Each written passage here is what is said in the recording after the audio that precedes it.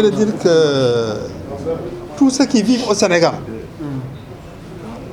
observent une situation conflictuelle sur la scène politique. Il y a même des affrontements dans la rue. Et ça ne date pas d'aujourd'hui. Depuis 2021, il y a de la violence, et beaucoup de violence, sur la scène politique. Je ne juge pas les uns et les autres. Je ne dis pas que tel camp a raison, tel autre camp n'a pas raison. Mais je constate que, à l'occasion de ces violences, plusieurs personnes ont été arrêtées et placées en détention. Moi, dans mon métier, j'ai eu à défendre des personnes qui ne faisaient que passer. J'ai eu des gens qui ont débarqué de leur village, malheureusement, qui sont arrivés le jour où il y avait des manifestations et elles se sont retrouvées au mauvais endroit et au mauvais moment. Donc, toutes ces personnes, qui sont des milliers,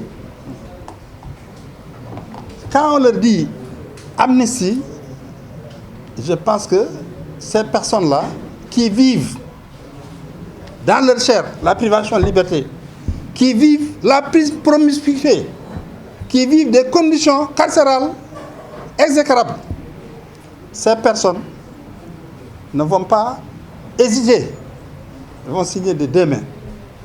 Et c'est ça qui est normal. Demandez à tous ceux qui défendent. Vous faites le tri, vous verrez que la plupart des personnes qui sont en prison, en réalité, ce n'est pas pour grand-chose. Et c'est la raison pour laquelle, quand un pays est divisé, quand un pays est fracturé politiquement, il est bon d'apaiser, d'aller vers l'apaisement. Et je crois que ceux qui ont préconisé l'amnistie, c'est ça qu'ils ont en tête. C'est-à-dire apaiser le climat politique, permettre aux personnes qui sont en détention de recouvrer la liberté. Personnellement, nous ici, c'est ce que nous disons. Nous disons qu'il faut apaiser le climat. Nous, Sénégalais, nous ne sommes pas des ennemis. Nous sommes des adversaires. Ce n'est pas parce que vous pensez le contraire de ce que je pense que nous sommes des ennemis. Et c'est ça l'essence même de la démocratie. La démocratie, c'est le contraire de la pensée unique. Il y a des gens qui pensent que dès que vous vous opposez au report, vous êtes un vrai opposant, vous êtes un vrai citoyen. Dès que vous êtes pour le report, vous êtes un mauvais citoyen, vous êtes un complice du pouvoir en place. Et parfois, ceux qui nous disent viennent à peine de sortir du pouvoir. Ces personnes ici trouvées, il y a quelques semaines, nous ici, là, aucun de nous n'a été dans ce gouvernement, aucun de nous n'a été nommé à quoi que ce soit, aucun de nous n'a reçu un centime.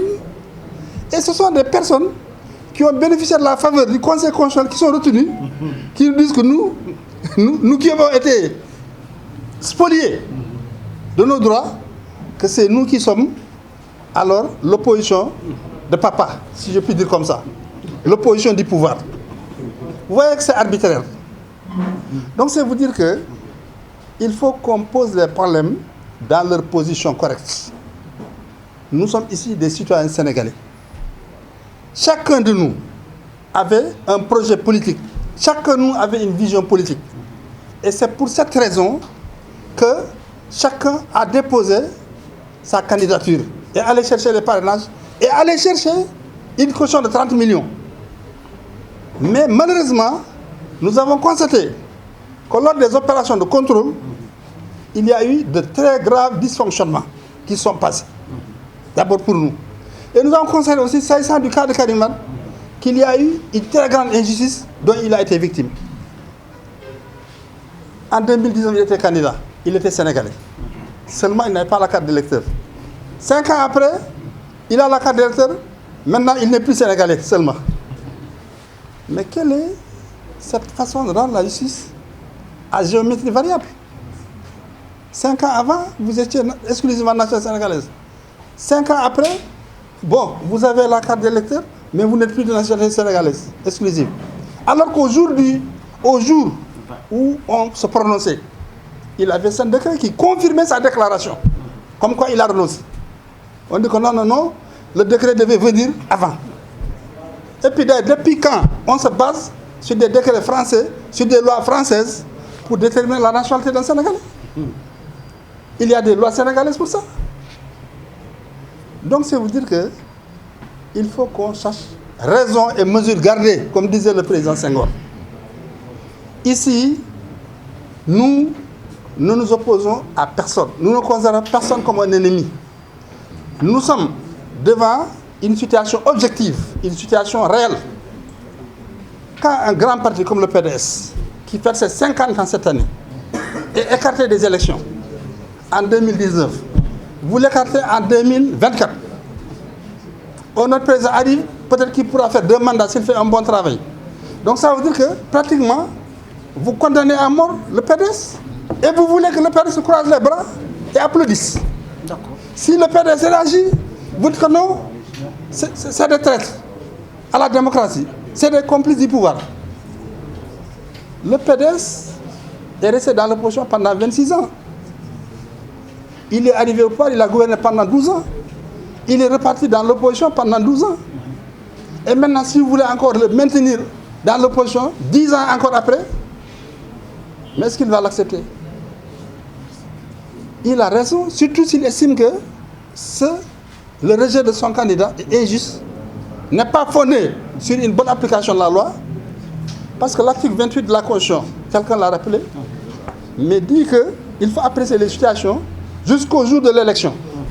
Vous savez, pour être candidat, il faut avoir 35 ans au moins, 75 ans au plus.